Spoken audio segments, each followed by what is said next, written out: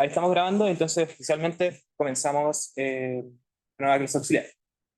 La clase auxiliar trata sobre materiales dieléctricos, que es más que nada como la continuación de lo que vieron con Pedro en la última clase auxiliar después del control. Y además combinando esto con condensadores, que es la nueva materia que han pasado en clases y es muy probable que se evalúe mañana porque el ejercicio de mañana es post-control 1. Eh, Y la idea está en que la clase auxiliar está dividida en dos ejercicios que son súper típicos desde el punto de vista de las cosas que le gusta hablar al profe. La P1 corresponde a un caso en donde tenemos un material dieléctrico que no es homogéneo, en el sentido de que varía según las coordenadas que estamos ocupando en este sistema. Y la pregunta 2 corresponde a calcular la fuerza que siente un dieléctrico para poder encontrar una posición de equilibrio y con eso encontrar otras cosas. ¿Ya? A través de eso también vamos a ver las típicas expresiones para condensadores que se usan, como calcular la capacidad de un condensador, como calcular la energía, etc. Eh, y eso, junto con lo de Pedro, entonces estaríamos como completando bastante lo que es dieléctrico para el contexto de este curso. Antes de eso, ¿tienen alguna duda?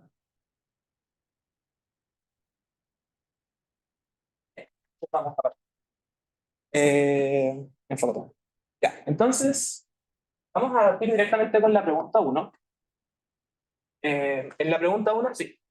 Sí que tenía esa pregunta. En la pregunta 1, lo que tenemos es un condensador esférico que está formado por un cascarón esférico de radio A minúscula y que tiene una carga Q repartida en su superficie porque es material conductor. Y vamos a tener una segunda esfera, un segundo casquete esférico también conductor, concéntrico con el primer casquete, que va a tener un radio B, y también va a tener una carga Q, pero con signo contrario. ¿Ya? Lo vamos a comentar al tiro con respecto a que esta es la típica configuración de un condensador. Y la idea está en que este condensador esférico está relleno con un material dieléctrico dentro. Ya, lo mismo, el mismo caso que tenían con Pedro, por ejemplo, donde no había espacio ácido, sino que había un material dieléctrico, pero en este caso vamos a tener un material dieléctrico que está repartido de forma, por así decirlo, isótropa a lo largo, en el interior, es decir, para todas las direcciones vamos a tener exactamente la misma distribución, pero va a ir variando con la distancia radial, de tal manera que va a haber mucha más concentración de dieléctrico en las partes exteriores de esta esfera, por así decirlo, y vamos a ir haciendo que esto se adelgace a medida que vamos hacia el interior.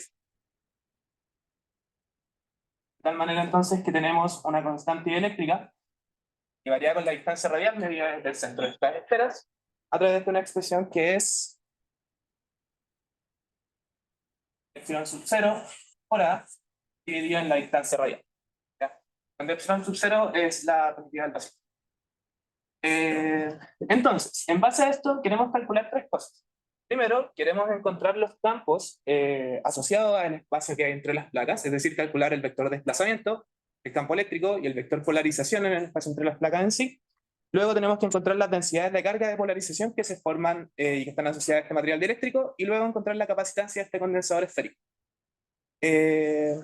Ya, entonces, en la parte C vamos a comentar todo lo que tiene que ver con condensadores más que eso. En la parte C ahí ves directamente algo que está asociado a cualquier contexto con dieléctrico.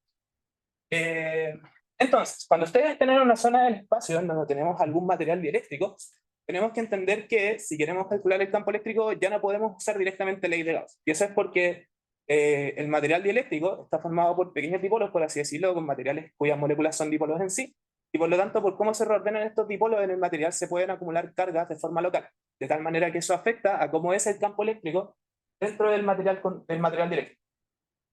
Tomando en cuenta eso, no podemos usar directamente ley de Gauss en las zonas del espacio donde hay material eléctrico. O sea, al menos no la ley de Gauss con el campo eléctrico, pero sí podemos usar la ley de Gauss que cumple el vector de desplazamiento eléctrico. Entonces, la ley de Gauss,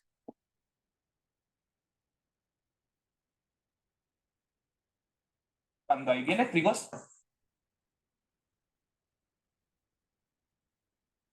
está asociada al vector de desplazamiento, en donde ahora vamos a tener que integrar en una superficie cerrada que el vector de desplazamiento, producto punto, el diferencial asociado a la superficie cerrada, corresponde más que nada al flujo de vector de desplazamiento, es igual a la carga encerrada por la superficie que estamos considerando, sin dividirlo por nada. ¿Okay? Entonces, esta es la ley de Gauss que se cumple en las zonas del espacio donde tenemos material dieléctrico, y por lo tanto, como estamos interesados e interesadas en lo que hay entre medio del espacio, en el espacio entre las placas, perdón, que corresponde al lugar donde hay dieléctrico, esa es la ley de Gauss que tenemos que usar. Luego de eso, tenemos que ocupar la relación que existe entre el campo eléctrico y el vector de desplazamiento, tomando en cuenta que esto es un material lineal e isótropo. Para los casos donde tenemos un medio que es lineal, lo que vamos a estar considerando es que el vector de desplazamiento es directamente proporcional al campo eléctrico. De tal forma, entonces, que para materiales lineales, lo que vamos a tener es que el vector de desplazamiento es lo mismo que alguna constante eléctrica, constante entre comillas, por el campo eléctrico. Ahora, en el caso de materiales que se llaman isótropos, que va a ser el contexto de este curso, este elemento que está acá es una escalar. ¿Ya? En el caso de que fuera no isótropo, tendríamos distinta polarización dependiendo de la dirección en la que estamos observando y por lo tanto esto sería una matriz. Pero en el caso de este curso, vamos a tener simplemente una escalar. Entonces, eso es un material lineal, porque el vector de desplazamiento es directamente proporcional al campo eléctrico, e isótropo porque esta cantidad de acá va a ser una escalar. Sin embargo, podemos tener el caso homogéneo o no homogéneo en el contexto de este curso. El caso homogéneo es cuando esta constante eléctrica es constante desde el punto de vista matemático o uniforme en el espacio, no depende de las coordenadas. O vamos a tener el caso no homogéneo, en donde esto depende de las distintas coordenadas que estamos considerando. En este caso, la distancia radial. Pero como sigue siendo un material lineal, seguimos teniendo esta relación así, y como sigue siendo un material isótropo, tenemos que esto es una escalar, que es el que nos están entregando en el enunciado.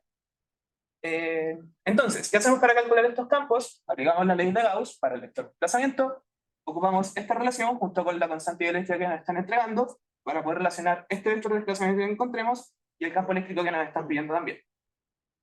Luego, también vamos a tener que para este tipo de materiales, el vector polarización asociado a este material dieléctrico va a ser lo mismo que el vector desplazamiento menos epsilon 0 por el campo eléctrico.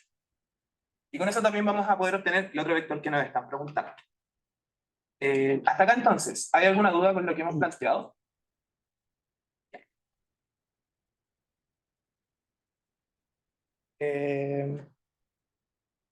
Okay. Por otro lado, tomando en cuenta que esta constante eléctrica solo depende de la distancia radial, no depende de ninguno de los dos ángulos asociados a las coordenadas esféricas, vamos a tener simetría esférica. Y por lo tanto, como tenemos simetría esférica, este integral de acá se desarrolla exactamente de la misma manera que cuando teníamos simetría esférica con el campo eléctrico, solo que cambiándolo al vector de desplazamiento. Es decir, como hay simetría esférica,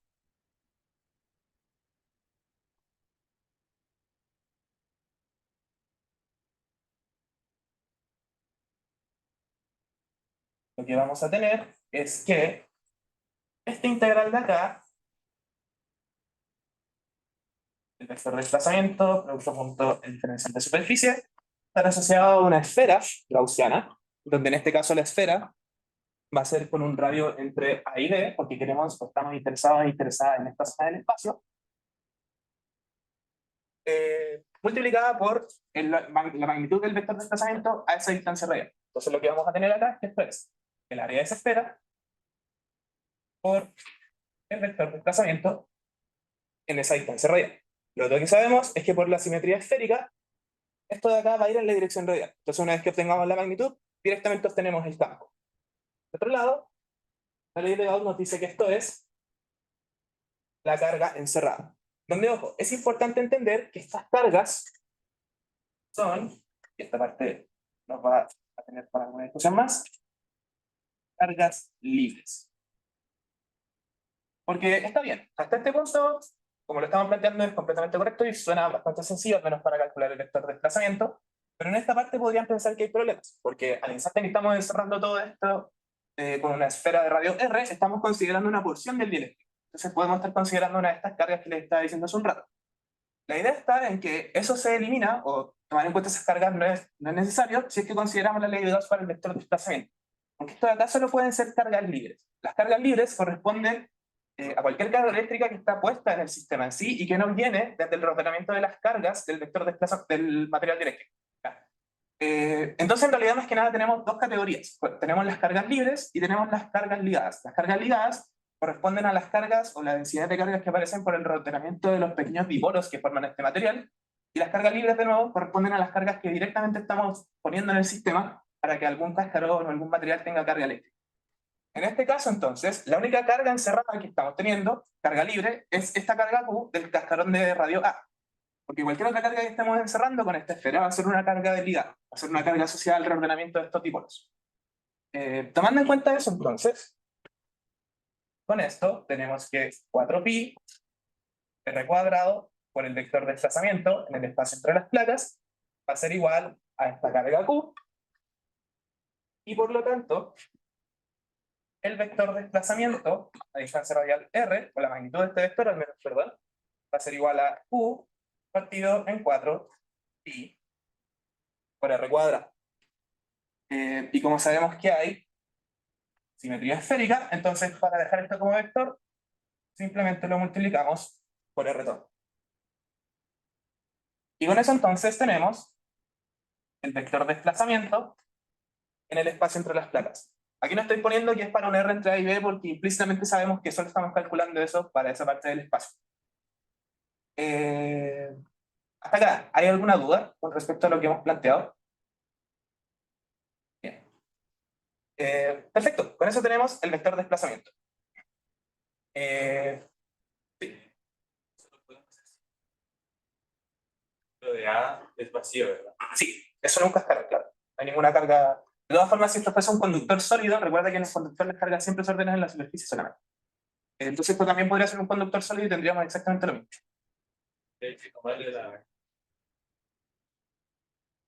Sí, es que en el caso dentro del conductor el campo eléctrico siempre va a ser cero también. Tenemos esa condición siempre para los conductores.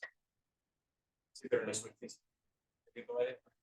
Ah, no, nunca nos paramos en el caso justo en la superficie. Eso también está dando cuenta ya. Perfecto. ¿Hay alguna otra duda? Entonces, para el campo eléctrico, tenemos que esto es directamente el vector de desplazamiento que acabamos de encontrar, dividido en la constante eléctrica, que en este caso depende de la distancia radial. Esto entonces va a ser lo mismo que Q dividido en 4pi por r cuadrado, y todo esto por epsilon 0 por a dividido en r. Entonces, este r de acá se cancela con un r de aquí. Sabemos que esto está en r tongo, perdón, porque el vector de desplazamiento está en r tongo. Y por lo tanto, el campo eléctrico a una distancia radial r va a ser igual a Q dividido en 4pi epsilon 0 por a por r en r tongo. Y así de directo que obtenemos el campo eléctrico una vez que tenemos el vector de desplazamiento. Ahora, ¿por qué es importante el campo eléctrico? Porque para la parte C, cuando queramos la capacitancia de este condensador, vamos a necesitar calcular el potencial. Si tenemos el campo eléctrico, el potencial es simplemente integral entre los dos casquetes. Por otro lado, es importante entender que no, el comportamiento del campo eléctrico es distinto al comportamiento que podemos observar si no hubiese material dieléctrico. Eso es porque el reordenamiento de los dipolos que forman este material está induciendo un campo extra, está en toda la maquinaria que vieron en las clases de cátedra, etcétera, de tal manera que podamos ver los efectos en el campo eléctrico de forma directa.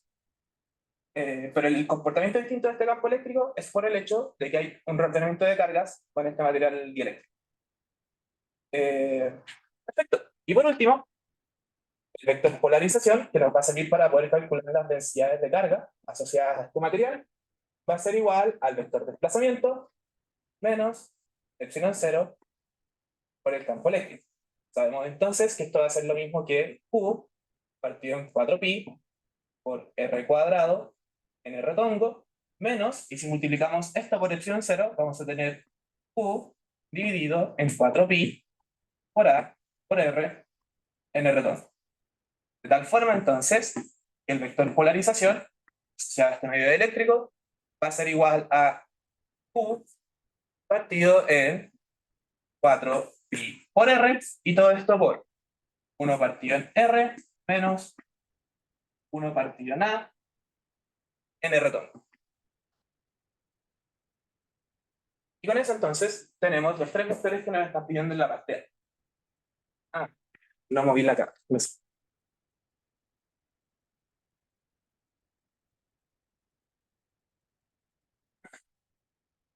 Eso entonces con respecto a la parte A.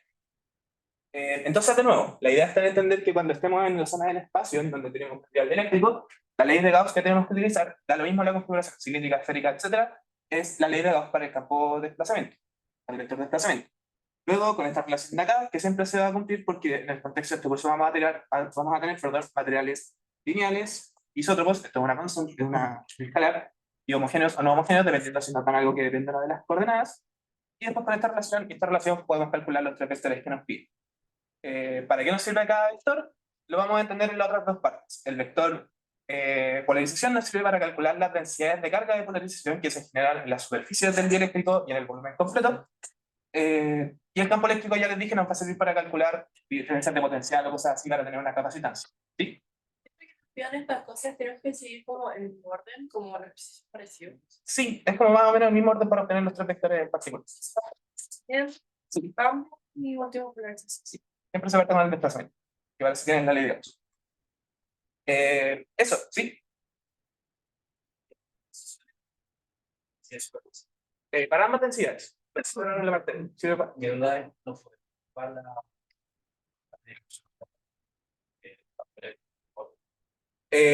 No, porque en este caso hay una discontinuidad del campo eléctrico. El campo eléctrico, el borde en las dos zonas va a ser distinto. Entonces ahora en realidad necesitarías como una resta de campos para tener esa relación.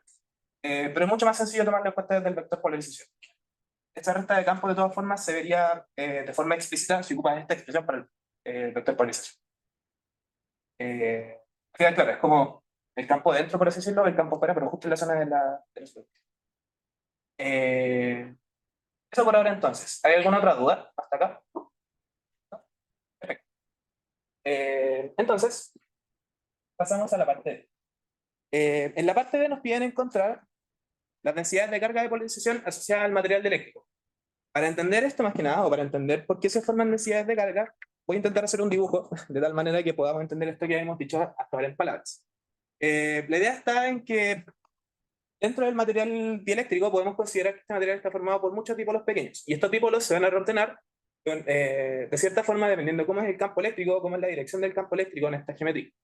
Tomando en cuenta eso, para este caso en particular, podemos entender en cierta forma que los dipolos se ordenan como de esta manera.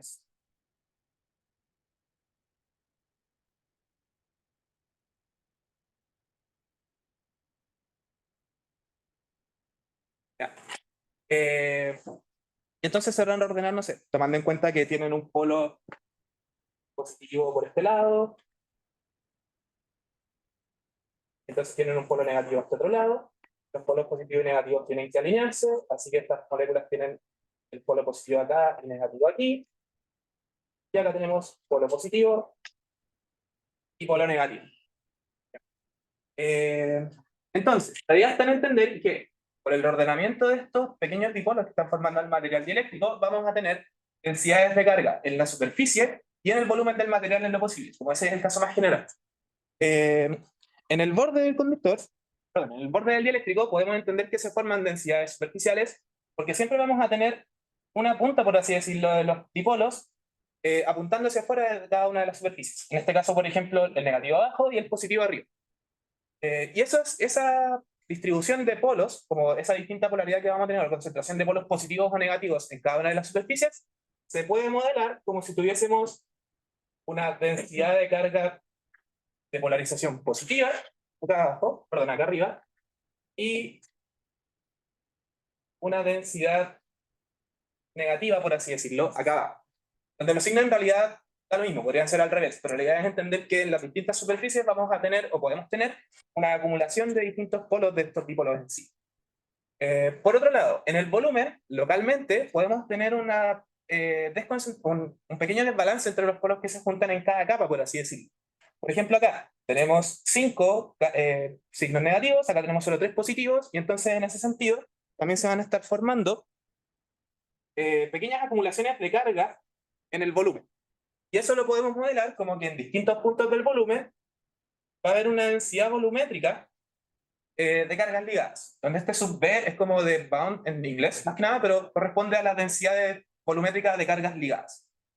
Entonces, lo que estamos diciendo acá es que para un trozo de material dieléctrico siempre podemos considerar que en las superficies se forman estas densidades de carga por el hecho de que tenemos distintas puntas de los dipolos en este borde, y por un distinto desbalance de signos en distintos puntos dentro del volumen en sí, podemos tener también una densidad de carga que va a depender de la posición en la que estamos. Eso es físicamente hablando. Así podemos entender que existen estas densidades que nos están pidiendo. Ahora, ¿cómo calculamos estas densidades? Para las densidades superficiales de cargas ligadas o cargas de polarización, por eso estoy poniendo el sub P, esto va a ser lo mismo que, aquí no quiero equivocarme de signo, ya. El vector polarización evaluado en la superficie, producto punto, el vector normal que está saliendo del dieléctrico. Mientras que, para considerar la densidad volumétrica, esto va a ser lo mismo que menos la divergencia de este vector polarización.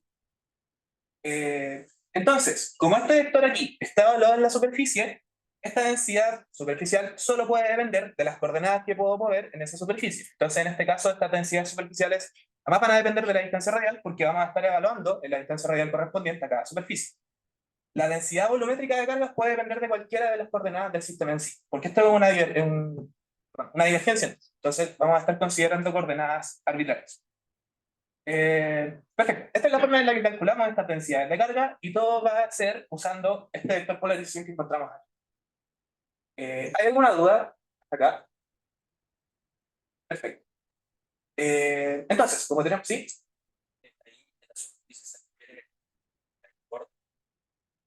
Claro, tienes que evaluarle la coordenada asociada a la superficie que estamos considerando para cada caso. Por ejemplo, R igual a A para el interior, R igual a B para el exterior, en este caso. En este caso sería igual a... No, para ambos. Tenemos que probar en todas las superficies del dieléctrico. Sí, Ahí la normal cambia de signo depende si lo miro hacia afuera o afuera hacia adentro. sí, siempre tiene que ser la normal que localmente apunta hacia el exterior del dieléctrico.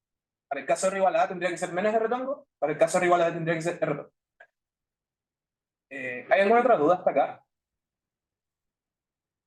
Entonces calculemos las densidades superficiales.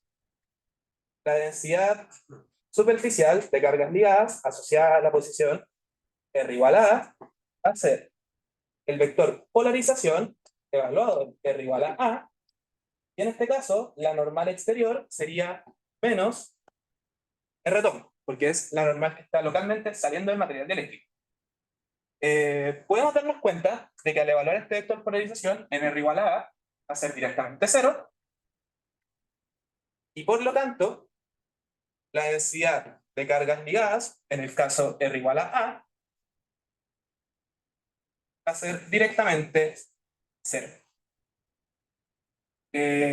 Ahora, esto hace sentido por cómo es, o cómo varía la constante eléctrica en la distancia radial, por así decirlo. Si evaluamos el R igual a A, vamos a tener que justo en este punto no hay material eléctrico, porque en este punto, o justo en la superficie de la esfera de radio R igual a A, la constante eléctrica es justo la constante eléctrica del vacío. Eso significa en realidad que justo tocando la superficie todavía no tenemos material eléctrico, tenemos espacio vacío. Y por lo tanto tiene sentido que justo en esa parte no haya ninguna acumulación de carga a través de estos dipolos, porque no hay dipolos. Por otro lado, la densidad superficial, para el caso R igual a B, minúscula, la mala elección de radio, es el vector polarización, evaluado en R igual a B, producto punto, y en este caso la normal exterior, que corresponde a R tongo, porque en ese punto estamos saliendo del centro hacia el infinito. El R tongo simplemente va a desaparecer, el resto lo evaluamos en R igual a B, y con eso entonces vamos a tener que en el radio exterior esta densidad de carga ligada va a ser igual a Q dividido en 4pi por B, todo esto dividido en 1 partido en B, menos 1 partido en Q.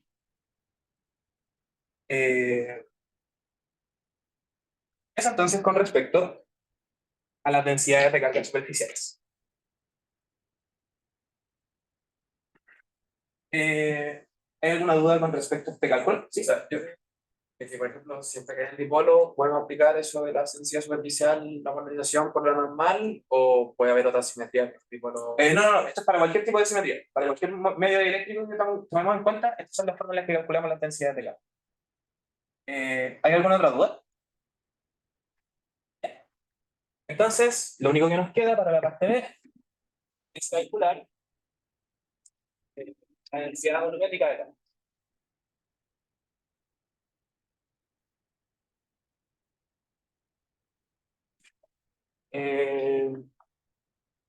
Entonces,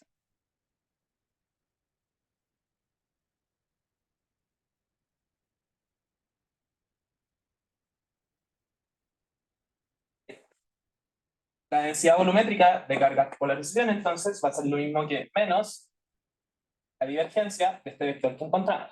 Pues este vector solo tiene componente radial, solo necesitamos la parte de las derivadas radiales asociadas a esta divergencia, usando coordenadas esféricas. Entonces, esto va a ser lo mismo que el signo negativo, que viene desde la 1 partido del r cuadrado, el factor de escala que viene de esta divergencia, derivada con respecto a r, de r cuadrado por la componente radial de esto de acá, que corresponde a q partido en 4pi por r cuadrado, todo esto por 1 partido, por r, entonces por 1 partido en r, menos 1 partido en a. Perfecto. Y más que nada, para ahorrar tiempo, voy a hacer simplemente el resultado, ustedes pueden hacer estas derivadas, etcétera, sin ningún problema. Y en este caso, esta densidad de cargas de polarización, que es volumétrica en este caso, correspondería a Q dividido en 4pi por A por R cuadrado. Y con eso entonces tenemos los resultados asociados a la parte B. Algo importante, si no les dicen que este material dieléctrico tiene alguna carga que no es ligada, alguna carga libre, es decir, por ejemplo, tenemos material dieléctrico y además este material dieléctrico tiene una carga Q, por así decirlo, el material dieléctrico debería ser neutro. Y eso significa entonces que si ustedes integran esta densidad en la superficie exterior, porque la interior es cero, e integran esta densidad en todo el volumen del material dieléctrico, la suma de esta carga que calculan acá y la suma de esta carga que calculan acá tiene que ser cero. ¿Ya? Porque el material dieléctrico es neutro desde el principio. Eso queda como ejercicio para ustedes, pero si hacen las integrales les va a dar. ¿Sí? Todo esto como que lo integráis en la superficie. No, en todo el volumen en todo el volumen. Acá solo en la superficie porque solo es la acumulación en la superficie exterior. Esta de acá es como la acumulación, por así decirlo, o el ordenamiento de cargas que queda en el volumen entero. Entonces esto tienes que integrarlo para los dos ángulos y para R entre A y B, porque esa es la zona en la que hay directo. Eso entonces con respecto a la parte D. ¿Hay alguna duda con respecto a estos cálculos? Con lo que acabo de decir. Ya, el material eléctrico tiene que ser neutro, o sea, desde el punto de vista eléctrico, no tiene que tener carga libre.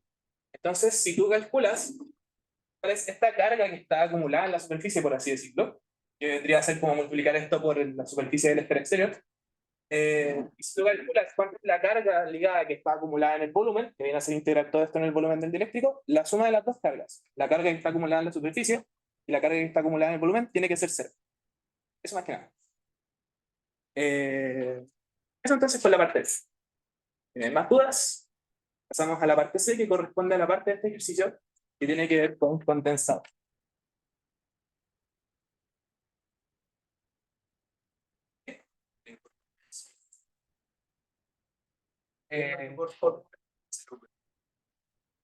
Físicamente es porque por cómo tenemos el material dieléctrico, que es esta expresión de arriba, justo en R igual a A tienes que la masa dieléctrica es un cero. Eso significa que es vacío. En esa parte es vacío. Entonces lo polarizo. Claro. Ya. Entonces, para la parte C, nos piden la capacitancia de este condensador. Para eso, primero vamos a hacer un resumen de lo que es un condensador en el caso más general posible. Después pasamos a calcular esto, viendo cuál es la expresión que nos conviene más. Entonces, un condensador, físicamente hablando, corresponde a un elemento que nos permite almacenar energía en forma de un campo eléctrico. Eso significa que al acumular carga en las superficies de este condensador, por así decirlo, que en este caso son las superficies metálicas, vamos a tener un campo eléctrico asociado y vamos a tener una energía asociada almacenada en este condensador en sí. Tomando en cuenta eso, las relaciones que nos interesan desde el punto de vista matemático para los condensadores en sí son la relación entre la carga de las placas, la capacitancia y la diferencia potencial que hay entre las placas, es decir, U, es lo mismo que la capacitancia del condensador por la diferencia de potencial que hay entre las placas en sí. Pero también tenemos el hecho de que este condensador está usándose para acumular energía, donde esa energía, que va a ser la energía U asociada al condensador, es lo mismo que usando los mismos elementos, un medio de la carga asociada a cada una de las placas por la diferencia de potencial. Entonces, tenemos dos formas de calcular la capacitancia en sí, porque bueno, usando esta expresión de acá, en realidad otra forma en la que podemos considerar esta energía es que esta energía es lo mismo que la carga asociada a las placas elevada al cuadrado dividido en 2 veces la capacitancia del condensador. Esto es más que nada para entender que tenemos dos formas naturales de calcular la capacitancia de un condensador. Podemos calcular la diferencia de potencial, que va a ser directamente proporcional a la carga, y con eso despejar la capacitancia desde acá, o podemos calcular la energía almacenada por el condensador. Esa energía va a ser proporcional al cuadrado de la carga, y con eso calcular la capacitancia a partir de ahí. Esta va a ser la que ocupemos ahora, porque tenemos el campo eléctrico, entonces va a ser directo a calcular esta diferencia de potencial. Esta va a ser la que ocupemos en la pregunta 2, que va a ser más conveniente. Consulta. ¿Sí? Esa energía Sí, es la energía para cualquier condensador. cuadrada. La carga está al cuadrado. Sí, esta no lleva cuadrado. Esta sí. Ya, perfecto. Entonces, de nuevo, dependiendo si es mucho más fácil calcular la diferencia de potencial entre las placas, o si es mucho más fácil calcular la energía almacenada por el sistema, ocupamos alguna de estas dos expresiones para la capacitancia. En este caso, como tenemos el campo eléctrico entre las placas, es directo, o sea, no directo, pero es posible calcular la diferencia de potencial y por lo tanto va a ser posible calcular esta capacitancia a partir de aquí. De cualquier forma, en general, lo primero que necesitamos hacer para calcular la capacitancia es calcular algún campo eléctrico entre las placas del condensador. Eso ya lo hicimos en la parte arriba. Perfecto. Entonces, en este caso,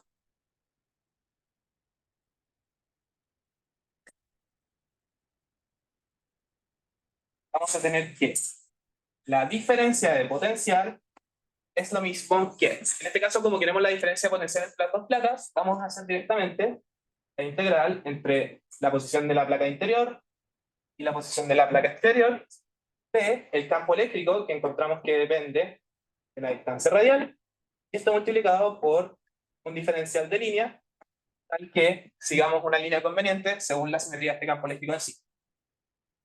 Ahora, el orden de estos límites en realidad es lo mismo, porque la capacitancia por definición es positiva. Por lo tanto, si obtienen una diferencia de potencial que es negativa, toman el valor absoluto de eso. Y eso lo ocupan en la expresión para la capacitancia. Lo importante es que sí o sí, esta diferencia de potencial va a ser directamente proporcional a la carga. No les puede quedar con la carga del cuadrado, ni la carga del cubo, ni la raíz de la carga. Tiene que ser siempre la carga. De tal manera que se cancelen ambos lados y obtengan una capacitancia que solo depende de parámetros físicos del sistema. La constante eléctrica, o elementos geométricos como las distancias radiales o cosas de ese estilo. La capacitancia jamás puede depender explícitamente ni de la carga ni de alguna diferencia de potencial. Ok, entonces en este caso vamos a ver que con esto no está positivo, sino de nuevo toman el valor absoluto. Esto va a ser lo mismo entonces que la integral entre A y B de Q partido en 4pi epsilon 0 por A por R, esto en R tongo, y esto producto punto R en R tongo, porque vamos a estar integrando a lo largo de algún radio. El producto punto entre R tongo y R tongo es 1, así que lo vamos a ignorar. Sacamos todas las constantes. Esto entonces nos queda como Q partido en 4pi epsilon 0 por A, y nos queda la integral entre A y B de el inverso de A. Entonces con esto vamos a tener que la diferencia de potencial entre estas placas va a ser igual a Q por el logaritmo natural de B partido en A, y aquí nos queda la resta de los logaritmos naturales, y todo esto dividido en 4pi epsilon 0 por A. Si no están seguros o seguras con el resultado en sí, siempre pueden ver si que dimensionalmente está correcto. Recuerden que un potencial siempre es como carga dividido en 4pi epsilon 0 por alguna distancia, y en este caso nos queda con las buenas unidades porque el logaritmo no tiene ninguna unidad en sí. Perfecto. Entonces, a partir de esto, la capacitancia es lo mismo que Q dividido en el valor absoluto de esta diferencia de potencial, que en este caso ya nos quedó positiva, así que simplemente la diferencia de potencial, Y con eso, llegamos a la conclusión de que esta capacitancia va a ser igual a 4pi, epsilon 0, por A, todo esto dividido en el logaritmo natural de B partido n. Y eso entonces sería el resultado de la parte C. Eso es todo con respecto a la pregunta 1, más que nada. Para la parte C, lo que tenemos que rescatar es las dos instrucciones que estoy encerrando, más que nada, y que nos permiten entender cómo calcular la capacitancia a partir de la diferencia potencial o la energía. ¿Cuál escogemos? Depende de la cual sea más sencilla de calcular o la que sea como más directa de obtener. Nuevamente, lo otro importante es que si la da una diferencia potencial negativa, toman el valor absoluto. Eso es súper típico, como por ejemplo para los casos con cilindros y cosas así, donde este logaritmo les queda como A partido en B, que eso es algo negativo en sí porque al menor a B. Siempre toman el valor absoluto. Eso entonces con respecto a la pregunta 1. Consideramos material dieléctrico no homogéneo, entonces tuvimos que integrar, etc. Y bueno, más que nada como obtenemos también cargas de polarización, o sea, densidad volumétrica, polarización, que eso no pasa cuando la constante eléctrica es homogénea. Y calculamos también una capacitancia para un condensador en sí. Ahora, esto de nuevo es para cualquier geometría que tengamos en el condensador. Si son placas paralelas, siempre vamos a tener que una tiene carga Q, otra menos Q, está relleno con algo, y la diferencia potencial es entre las placas. Si tenemos algo cilíndrico, lo mismo. Uno va a tener carga Q, uno menos Q, y entonces nos va a interesar lo que hay entre las placas. También, jamás vemos lo que hay fuera del condensador en sí, porque como tenemos el cascarón con carga menos Q justo afuera, si usamos ley de Gauss en el exterior, donde hay espacio vacío, que ahora ya no sirve para el campo eléctrico, la carga encerrada siempre va a ser cero. Eso es porque para los condensadores siempre asumimos, o estamos tomando en cuenta idealmente, un caso de influencia total, desde el punto de vista de que el campo eléctrico solo es entre las placas y siempre va con las líneas de campo de una placa hacia la otra. Eso entonces con la pregunta 1. ¿Tienen alguna duda con respecto a lo que planteamos en esta pregunta? Perfecto. Esperamos unos segundos entonces y pasamos a la pregunta 2. Creo que sale el cliente de despejar la capacidad, pero cuando te conviene más uno que otro. Ya, en realidad casi siempre es conveniente usar como estas, porque siempre vamos a tener el campo eléctrico y es mucho más sencillo calcular la diferencia potencial que una energía, porque la energía es como por el módulo del campo eléctrico al cuadrado, etc. Puede depender como si de acá salen integrales muy difíciles, ¿ves? Y entonces si intentas integrar para la energía, que de nuevo es como la integral en todo el espacio del módulo del campo eléctrico al cuadrado, quizás eso te da algo más fácil de integrar. Va a depender del contexto. En otros casos también te pueden dar una expresión directamente para la energía, entonces de ahí puedes sacar al tiro la capacitancia o cosas así. ¿Hay alguna otra pregunta? ¿Sí? Pero la parte que dijiste de afuera, para que es mayor a B, sería cero el campo eléctrico porque estoy tomando como la carga que está en la superficie de la otra. Sí, La otra. claro. Claro, se habíamos tomado la carga Q porque era la única que estábamos encerrando, pero justo cuando nos paramos por el condensador, también tenemos que considerar el cascarón menos. ¿Sí?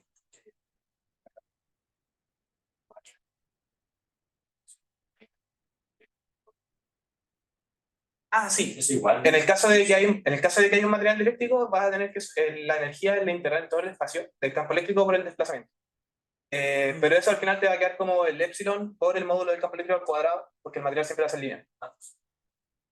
Sí, debería ser, es como nuestra misma. Claro. En el caso más general posible, de todas formas, es el que considera el B por E. Y siempre hay un epsilon, o sea, siempre vamos a tener afuera como el epsilon o el epsilon 0, dependiendo si es del. Sería como. Sí. El D en el caso de que tengamos vacío es epsilon 0 por E. Ahí queda la misma expresión. Eso entonces con respecto a la pregunta 1. Ahora pasamos entonces a la pregunta 2.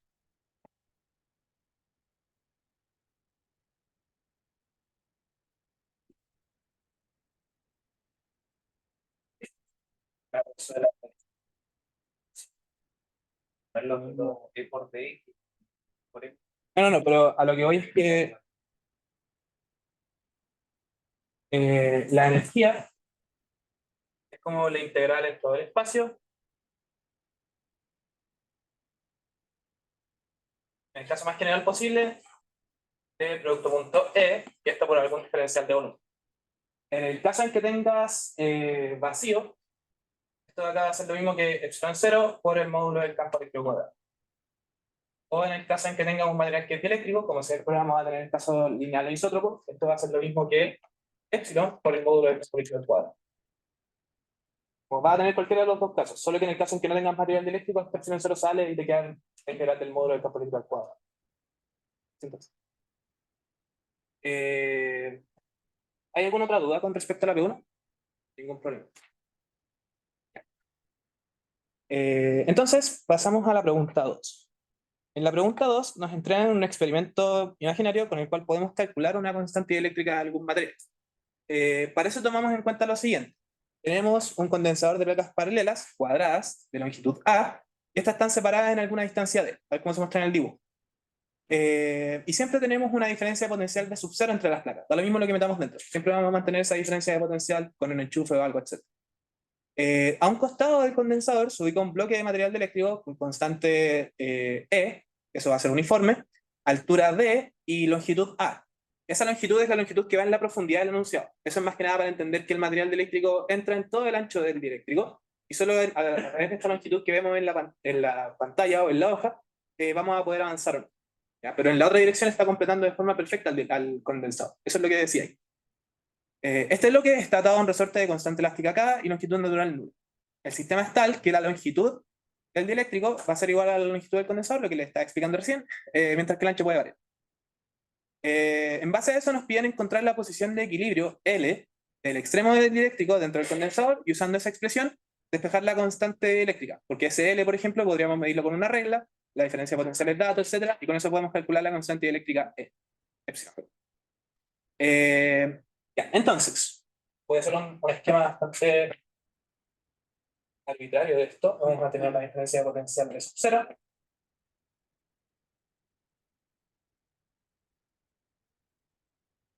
Entre estas placas.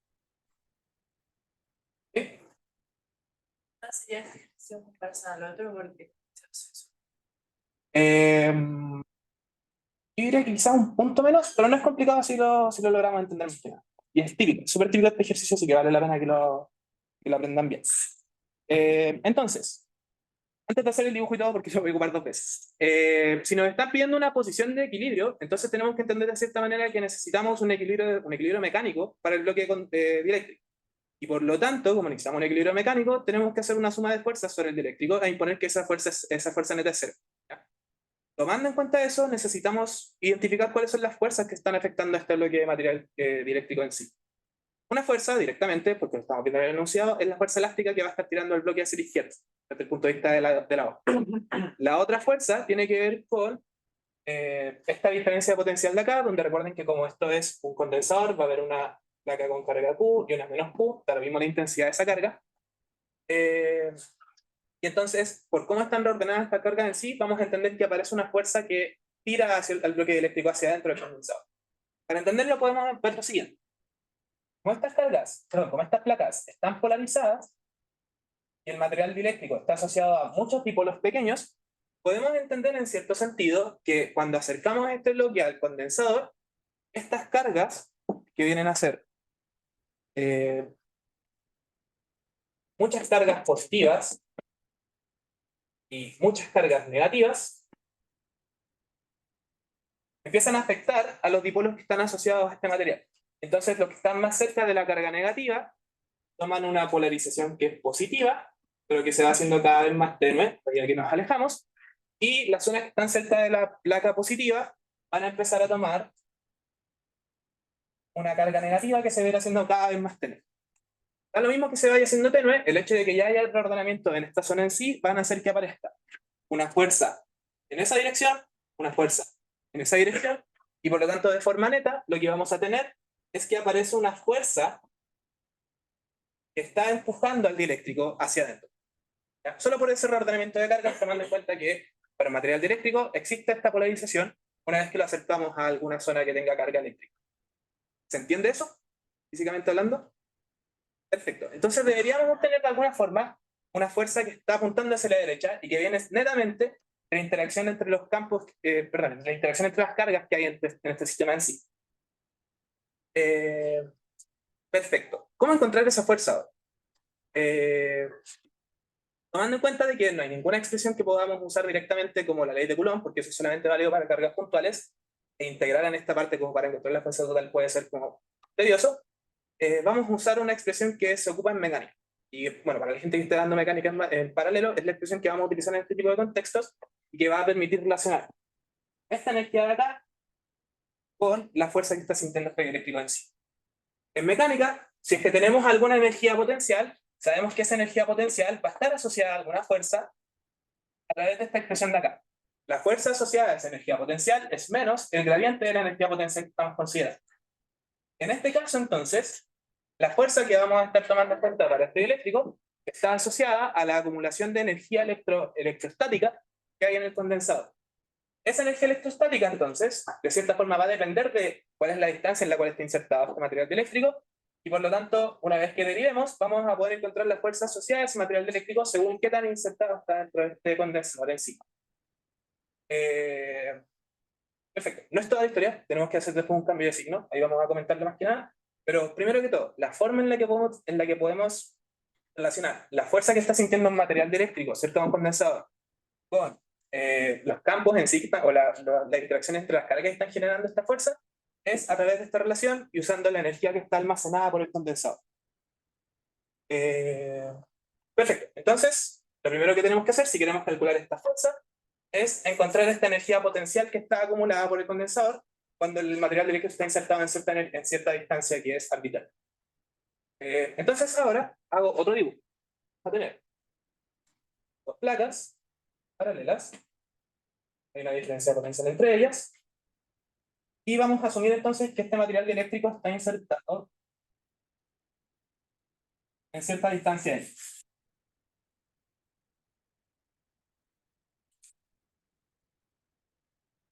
No olvidemos que a este otro lado hay un resorte, pero eso en realidad no nos interesa por ahora porque es la otra fuerza con la que tenemos que equilibrar lo que vamos a encontrar ahora. Para encontrar la energía de este condensador completo, lo que podemos hacer es separar este condensador, estos condensadores distintos, tomar en cuenta la energía de cada uno de esos condensadores y después sumar. ¿Ya? En este caso podemos hacerlo, y aquí es donde vamos a conectarlo un poco con el ejercicio que hicieron con Pedro, porque este condensador en sí lo podemos modelar como dos condensadores que están en paralelo. ¿Ya? ¿Cómo saber que están en paralelo? Lo que sabemos es que el campo eléctrico entre las placas tenemos Q y menos Q, va desde más hacia menos, entonces el campo eléctrico es de esta forma. ¿Y cómo podemos identificar que dos condensadores están en paralelo? Es considerando cómo se comporta el campo eléctrico en la frontera. Tenemos que el campo eléctrico es paralelo a la frontera en sí, lo mismo que ustedes estaban viendo en el ejercicio con Pedro, entonces vamos a tener dos condensadores que están en paralelo. En el caso en que el campo eléctrico sea perpendicular a la interfaz, tendríamos dos condensadores en serie. Entonces, por ejemplo, si esto estuviera rellenado hacia arriba y hacia abajo, no, tendríamos dos condensadores en serie. Pero como estamos de esta forma con respecto a la interfaz que separa la parte vacía con la parte con dieléctrico, estos son dos condensadores en paralelo. Entonces podemos, bueno, solo esta parte de acá, modelarla como si tuviésemos un condensador relleno con material dieléctrico de constante E. Como están en paralelo, la diferencia de potencial entre estas dos placas es lo mismo que la diferencia de potencial en la parte que está vacía. Esto entonces va a estar en paralelo con otro condensador de placas paralelas que está con espacio vacío. Lo otro también está en entender que este condensador de acá virtualmente tiene un ancho X, una longitud de X, perdón. Este de acá entonces tiene una longitud a menos X. Y estos dos condensadores están sometidos a esta diferencia potencial de sub 0. ¿Sí? Oye, hay que toda esa parte. Sí, no hay ningún problema. Entonces, la idea de cuando tenemos condensadores de esta forma en la que hay una parte llena con un dieléctrico y otra parte que no, o con un dieléctrico distinto, es tomar en cuenta de que esos son dos condensadores que pueden estar o en serie o en paralelo. ¿Ya? Podríamos tener otro caso en el que, no sé, tuviésemos el condensador de esta forma y solo esta parte de acá puede ser rellena con material eléctrico. Esos son los dos casos que podríamos tener. ¿Ya? Para saber, y eso siempre lo podemos separar en dos condensadores distintos. Ahora, para poder sumar después todo y tener el resultado general, tenemos que poder asociar estos dos condensadores en serie o en paralelo. Para entender si están en serie o en paralelo, tenemos que entender cómo se comporta el campo eléctrico que hay entre las placas en la interfaz que está separando estos dos materiales. En este caso solo estoy representando vacío y otro dieléctrico, pero funciona de la misma forma si tenemos dos dieléctricos. En el caso en que el campo eléctrico sea perpendicular a la interfaz, esos dos van a estar en serie. En el caso en que el campo eléctrico sea paralelo a la interfaz, vamos a tener que los dos están en paralelo. ¿Ya? Por otro lado, el campo eléctrico siempre va desde la placa con carga positiva a la placa con carga negativa. Por eso mismo en este caso lo dibujé de esta manera, en este caso estoy haciendo exactamente lo mismo. Entonces, estos serían dos condensadores en serie. Porque el campo eléctrico es perpendicular a la interfaz. Estos son dos condensadores en paralelo, porque el campo eléctrico es paralelo a la interfaz. Entonces, los podemos escribir de esta forma si están en paralelo, o si fuesen en serie tendría que poner como el otro condensador acá arriba, acá abajo y en una sola línea en sí. Eso es por cómo los separamos. Y después eso nos va a permitir, por ejemplo, encontrar una capacitancia equivalente para ambos y con eso una energía para todo el condensador, o lo que sea que estemos buscando desde ese punto de vista. No sé si se entiende un poco mejor ahora. Y lo otro que tenemos que tomar en cuenta en realidad son como las dimensiones del condensador, porque la capacitancia va a estar asociada a esas dimensiones. ¿Se entiende ahora un poco? Tienes que tomar en cuenta solamente la distancia X. El dieléctrico que está fuera desaparece. No está afectando lo que pasa dentro del condensador porque no está sometido a ninguna diferencia de potencial. Sí. Lo estamos idealizando de todas formas. ¿Hay alguna otra duda con respecto a esta parte en sí? El condensador se derecha ser implícito, de todas formas. ¿Este de acá? ¿Listo? No, la única influencia que está en el hecho de que hay una fuerza que está haciendo que están. Pero desde el punto de vista de cómo podemos modelarlo con condensadores separados, estos dos son independientes entre sí porque tienen la misma diferencia de potencial en todas las placas. Si tuviéramos este caso, la diferencia de potencial entre estos dos puntos sería distinta entre estos dos puntos. Entonces, por eso tampoco los podríamos considerar en paralelo. Ahí sí estarían afectando lo que pasa uno con respecto al otro. Como yo lo interpreto como de arriba al principio, cuando aparece como la fuerza hacia la derecha. ¿Sí? Esa depende de las cargas que están aquí. Perspectiva sería la que. Entonces, las que están igual lejanas, como las de la derecha, no tendrían igual. Y Sí, o sea, desde el punto de vista dinámico sí, va a seguir habiendo una fuerza que va tirándose ya y todo eso va a estar metido en la energía que estemos obteniendo, entonces en la fuerza que estemos obteniendo a partir de ahí. Entonces, claro, hay una influencia desde el punto de vista dinámico, pero esa influencia todavía la podemos modelar de forma independiente. Y la fuerza vamos a tomar en cuenta de todas formas, vamos a descubrir que la fuerza en este caso es constante. Siempre va a ser la misma fuerza, da lo mismo que tan insertado esté el dieléctrico en sí. Ya, pero entiendo como tu inquietud, pero desde el punto de vista de cómo lo modelamos no hay ningún problema con separarlos así. El resultado que vamos a obtener va a seguir siendo completamente... estas cargas por ahora se le están afectando a eso desde un punto de vista dinámico. Y va a estar metido en la energía de trabajo. ¿Hay alguna otra pregunta con respecto a cómo estamos modelando esto? La idea de hacerlo de esta forma es la siguiente. Como queremos la energía, para poder entonces relacionarla con la fuerza, necesitamos encontrar la capacitancia de todo este condensador. Pero de esta forma es más o menos difícil. De esta manera no, porque si tenemos la capacitancia de este condensador, que vamos a llamarlo C1, y tenemos la capacitancia de este condensador, que vamos a llamar C2, como están en paralelo, la capacitancia equivalente va a ser la suma de estas dos capacidades. Si estuviesen en serie, el inverso de la capacitancia equivalente sería la suma de los inversos, etc. Pero la idea es que ahora es mucho más sencillo calcular la capacitancia de este condensador de placas paralelas con un solo dieléctrico adentro y con ciertas dimensiones, de forma independiente a este y después sumamos. Hasta acá, ¿hay alguna duda? Esto y que el profe lo único que alcanzó a plantear fue capacitancia e igual a la carga partido en... Para mañana no sé si les dé algo. que no alcanzamos a ver. No, entonces no. Conversé con él y iba a hacerlo con respecto a cosas que han pasado. Sí, vamos a simular, no alcanzamos a ver nada ni de serie, paralelo, nada. Ya entiendo. No, entonces no se preocupe. Pero igual hay que verlo porque Sí. es...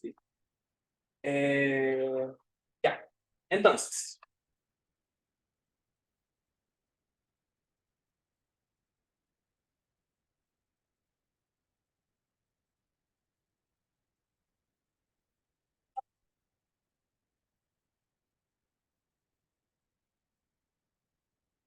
esa fuerza que planteaste, no, Vamos a calcular esa fuerza. Lo que queremos hacer es calcular. ¿Me preguntas? Sí, la planteamos por ahora, lo que estamos haciendo es calcular. Cuando obtengamos la energía, después vamos a poder relacionar esa energía con la fuerza que estábamos planteando. no,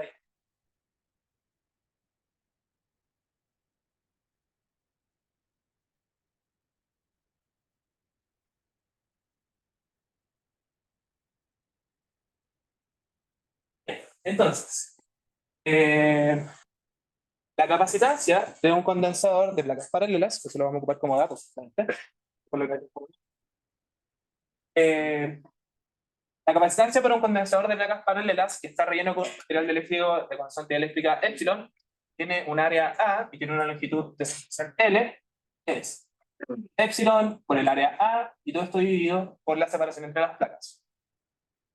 Entonces, para el primer condensador, que fue el que dijimos que está con material dieléctrico,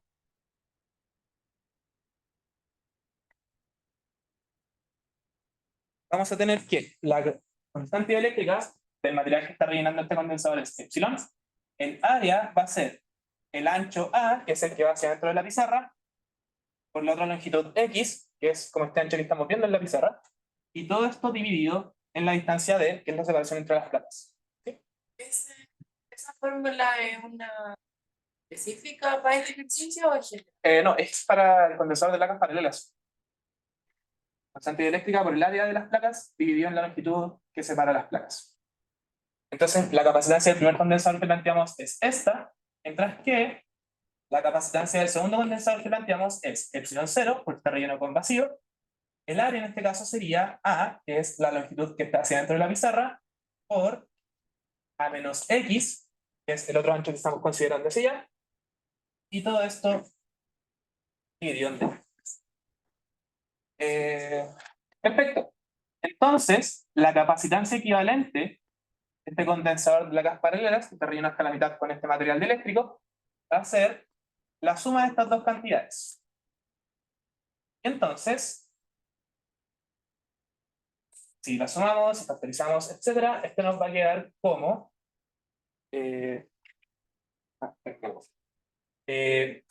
A partido en D por epsilon 0 por A más epsilon menos epsilon 0 por X. Donde ahí separé entonces la dependencia con la distancia con las otras cantidades que son constantes. Perfecto. Algo importante, ¿sí? ¿Es equivalente porque esto es en paralelo? Sí, por eso es la suma directa entre los dos. Esto es como para el condensador completo, esto es para cada uno de los pedazos en los que se ahora, para todos los materiales, desde el punto de vista de este curso, epsilon va a ser mayor al epsilon 0 y por lo tanto ese factor es positivo. Eso va a ser importante después cuando estemos considerando cuál es la dirección en la que nos queda la fuerza. Ok, entonces, como tenemos la capacitancia equivalente y tenemos la expresión para la energía, podemos calcular la energía asociada a este condensador en función de los demás elementos. Ahora, lo que le había dicho hasta ahora es que la carga que hay entre las placas no es dato. Por lo tanto, tenemos que sacar alguna expresión para la energía que no dependa de la carga que hay entre las placas, que solo dependa de la capacitancia y la diferencia de potencial, porque la diferencia de potencial en este caso es dato. Entonces, lo que habíamos planteado hace un rato es que U puede ser lo mismo que un medio de Q por esta diferencia de potencial. O esto es lo mismo que Q cuadrado partido en 2 veces la capacitancia. También hay otra expresión que solo involucra a la capacitancia y la diferencia de potencial, esa es la que vamos a ocupar en este caso, y que corresponde a un medio de la capacitancia por esta diferencia de potencial al cuadrado. Las tres expresiones son equivalentes, puedes convertir una en la otra usando la expresión de que la carga es lo mismo que la capacitancia por la diferencia de potencial. Esta expresión conecta las otras tres. Y lo valioso es que siempre vamos a tener alguna expresión, ya sea para la capacitancia, no, más que nada, siempre vamos a tener una expresión para la energía, perdón, que dependa de dos de estas tres cantidades. Siempre que tengamos dos datos, podemos calcular la energía sin ningún problema. En este caso, vamos a ocupar esa expresión de ahí. Perfecto. Entonces, con esto,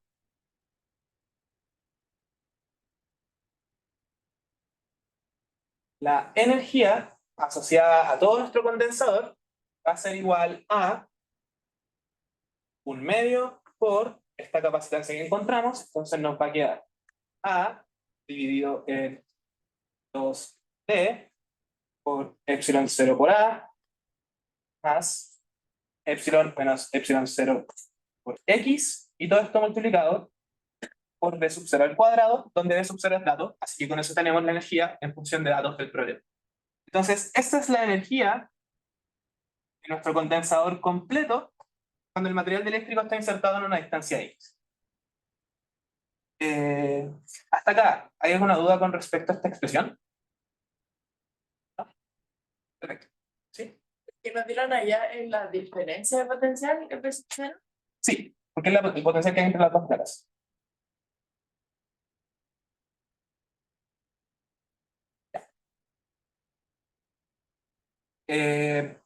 Ahora, algo importante con respecto a esta energía es considerar que es la energía del condensador. Eso es importante desde el punto de vista de la relación que vamos a usar ahora. Porque lo que queremos usar ahora es la relación fuerza igual a menos el gradiente de la energía potencial asociada a nuestro sistema. Esta fuerza está asociada o está ejerciéndose sobre el sistema para el cual consideramos la energía. Entonces, si ocupamos esta relación de acá, en realidad no vamos a estar calculando la fuerza con la cual el dieléctrico está siendo empujado hacia adentro. Vamos a estar calculando la fuerza con la cual el condensador está siendo tirado hacia la izquierda. Porque esta es la fuerza que el sistema asociado a esta energía está sintiendo, y como esta energía es la del condensador, la fuerza que vamos a calcular con esta expresión es la fuerza que está sintiendo el condensador. Por tercera ley de Newton, la fuerza que queremos que se esté ejerciendo sobre el dieléctrico entonces va a ser el negativo de lo que obtengamos acá. Todo eso va a hacer sentido cuando veamos cuál es el resultado que obtenemos, que va a ser que el dieléctrico está entrando al sistema en sí. Ya, entonces,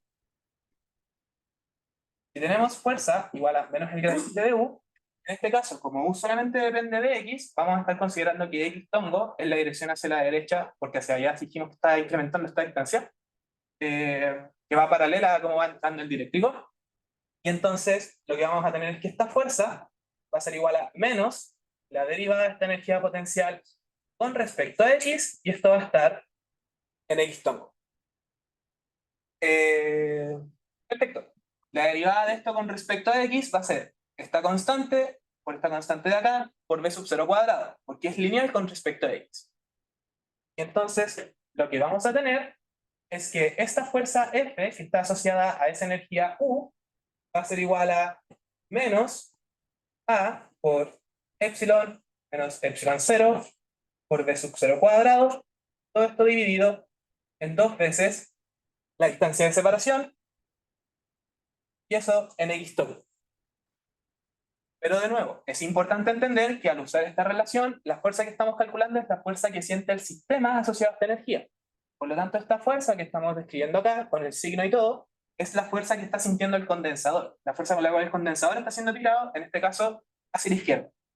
Por lo tanto, por tercera ley de Newton, como esta fuerza está asociada a una interacción entre el dieléctrico y el condensador en sí, la fuerza con la cual está siendo tirado el dieléctrico, perdón, va a ser igual al inverso aditivo de esta cosa de acá, con el signo negativo, y entonces eso va a ser igual a A por epsilon menos epsilon 0 por B sub 0 cuadrado, todo esto dividido en 2 por D minúscula, y esto en X tongo.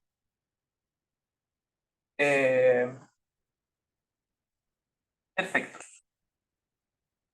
Como A es positivo, D es positivo porque son distancias, B sub 0 cuadrado es positivo porque es un cuadrado perfecto, epsilon menos epsilon 0 es positivo por lo que discutimos hace un rato, esta fuerza apunta hacia la derecha. Y por lo tanto, la fuerza que obtuvimos es consistente con la descripción que hicimos delante, o la discusión que hicimos delante, con respecto a las cargas que el condensador polariza en el dieléctrico, y con eso basta. Perfecto. Y la gracia está también en entender que esta fuerza fue posible obtenerla con un sistema en el que aparentemente era difícil calcular una fuerza, porque ocupamos esta relación de acá. ¿Ya? Y porque estamos asumiendo en este caso que la fuerza asociada al condensador de todas formas es como, perdón, la energía asociada al condensador está asociada a una fuerza conservativa, etc. Perfecto. Y entonces acá tenemos la fuerza con la cual el condensador está siendo, perdón, el dieléctrico está siendo tirado hacia la derecha. Esta fuerza entonces tenemos que compensarla, perdón, con la fuerza elástica que está siendo ejercida hacia la izquierda, con la cual el resorte está intentando retener al material dieléctrico. Y al imponer el equilibrio, que esas dos fuerzas sean igual a cero, vamos a ser capaces de despejar la constante dieléctrica que nos está pidiendo. Pero de todas formas, todo lo que tiene que ver con campos eléctricos y todo lo que tiene que ver con condensadores, etcétera, ya está hecho hasta acá. Entonces, ¿hay alguna duda con respecto a lo que planteamos aquí? ¿Queda claro por qué hicimos el cambio de signo en lo que obtuvimos? Ya, de nuevo. Esta fuerza de acá está asociada, o está siendo ejercida en el sistema que está asociado a esta energía de acá. La energía es del condensador, de toda esta estructura que no tiene que ver con el dieléctrico, como las placas paralelas, por ejemplo, y lo que sea que esté ejerciendo la diferencia potencial. Entonces, estas placas están sintiendo esa fuerza y calculamos de esta forma. Las placas están siendo tiradas hacia la izquierda. Y como esa fuerza de interacción es entre las placas y el dieléctrico, por tercer grado de Newton, la fuerza que está sintiendo el dieléctrico es el negativo de esa fuerza. Por eso tuvimos que cambiar el signo. Porque de nuevo, esta fuerza es la que siente el condensador. Porque esta energía es del condensador. O sea que yo que se mueve el sistema tiene que ser mayor a la fuerza de abajo. O a la Perdón. ¿Cómo? Para que el sistema se empiece a moverse, claro, para que salga de la fuerza. No, la de acá abajo. La de acá abajo es la que está ejerciendo sobre el condensador. O sea, perdón, sobre el dieléctrico, sobre el bloque. Esta fuerza es la que está ejerciendo sobre las placas, por así decirlo. ¿Hay alguien que tenga todavía dudas con respecto a eso? Vamos. Pues eso es un poco interesante.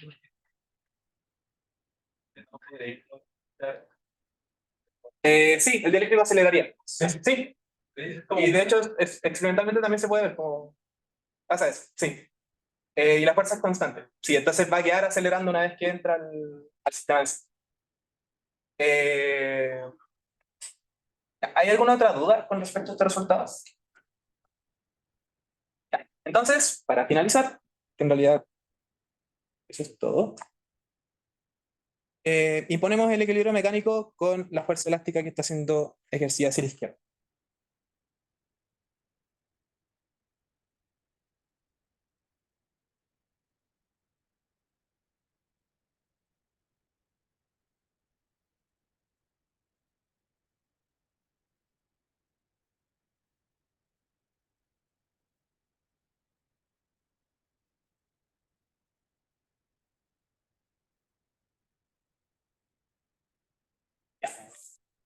Eh, entonces, como el equilibrio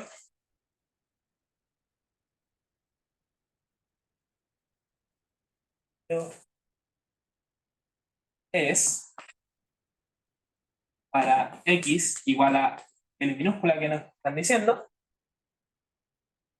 entonces la fuerza elástica va a ser igual a... Bueno, vamos a asumir que el resorte está justo en la... Perdón, más que nada el resorte está como en estiramiento cero, justo cuando el dieléctrico está como justo afuera del condensador, de tal forma entonces que esta fuerza elástica solamente va a depender de este desplazamiento X, o en este caso L, porque ese es el valor para el equilibrio.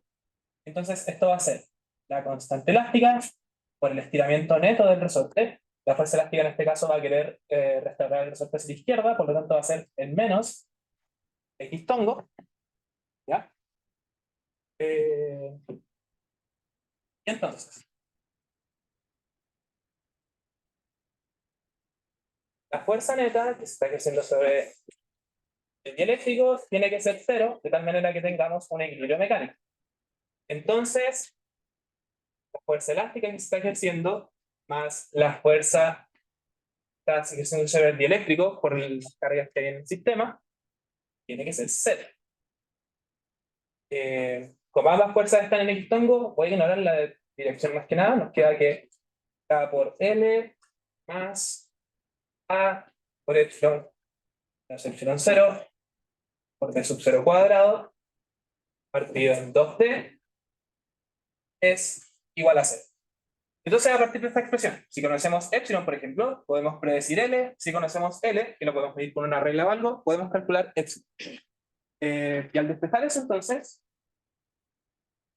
lo que vamos a obtener es que esta constante dieléctrica se puede calcular a través de los otros datos del sistema como 2K por D por L, todo esto dividido en A por B sub 0 cuadrado, más epsilon 0. Y eso entonces sería el resultado de esta expresión.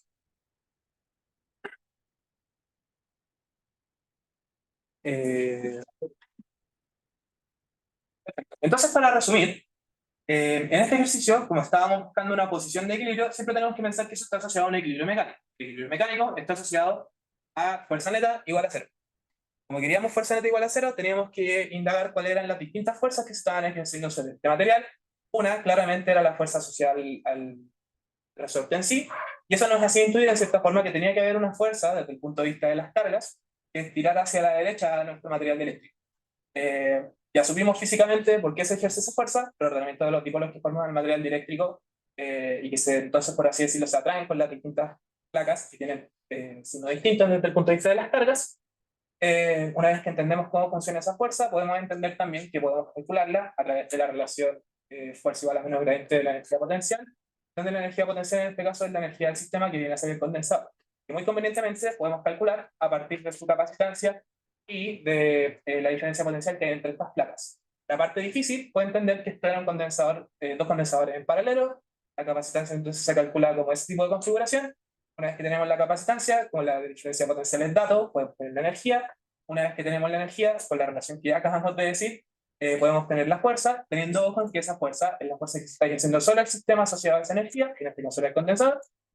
Tomando en cuenta eso, signo contrario para obtener la fuerza que se está ejerciendo sobre el otro sistema, que es el dieléctrico, que no podíamos calcularla de forma directa, pero sí indirecta.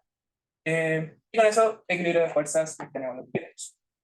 Y de nuevo, es súper importante entender esta parte de acá porque de aquí en adelante, sobre todo cuando empecemos a entrar a la parte de cosas magnéticas, vamos a estar calculando más que nada fuerzas. Entonces muchas veces vamos a querer imponer un equilibrio mecánico y la parte eléctrica, por así decirlo, del electromagnetismo, va a ser calcular de alguna forma aquellas fuerzas que están asociadas a las cargas o las corrientes que hay en nuestro sistema. Eso entonces con la pregunta 2, y eso sería el auxiliar del día de hoy. ¿Hay alguna duda con respecto a alguno de los ejercicios? Eso, internet, que hay un arma, se llama una red, ¿qué es eso? Ah, claro. Así. Wow. O sea, sí, me imagino que también se puede hacer como algo parecido con imanes y todas esas cosas, vamos a venderlo, pero sí. Pareciera con imagen. Pero es la misma idea. Ahí los polos los ocupas para acelerar. ¿Hay alguna otra duda? Esa energía está asociada al condensador. Porque dijiste que era la fuerza que sentía el condensador hacia Es el dieléctrico. hacia el dieléctrico. O, no sé, como, ¿de dónde viene la fuerza? Porque tenéis placas así, fuerza así. No, es que esa es la fuerza. Por eso mismo, tenemos esa fuerza que está apuntando hacia allá, que la está ejerciendo sobre el dieléctrico, pero por segunda ley de Newton, entonces el dieléctrico también está ejerciendo una fuerza hacia allá para las placas. Como la placa de arriba va a querer atraerse hacia ese lado de allá, de la forma como controla la que viste ahí. La otra placa va a querer, desde el punto de vista de las placas, esta placa de acá va a querer acercarse hacia allá por las cargas negativas, esta placa de acá va a querer acercarse hacia allá por las placas positivas, entonces va a haber una fuerza que el dieléctrico está ejerciendo sobre el condensador. Reacción y reacción. La fuerza del vector. Claro, por eso mismo, para las placas, que es el sistema asociado a esa energía, la fuerza queda hacia la izquierda. Y para el condensador, entonces, la fuerza es para la derecha. Bien. ¿Hay alguna otra duda con respecto a estos ejercicios? Ya, eso es todo por hoy entonces. Nos vemos mañana para el ejercicio. Mucho éxito con su turno. Debería ser de condensador. La nueva materia que hemos pasado hasta ahora.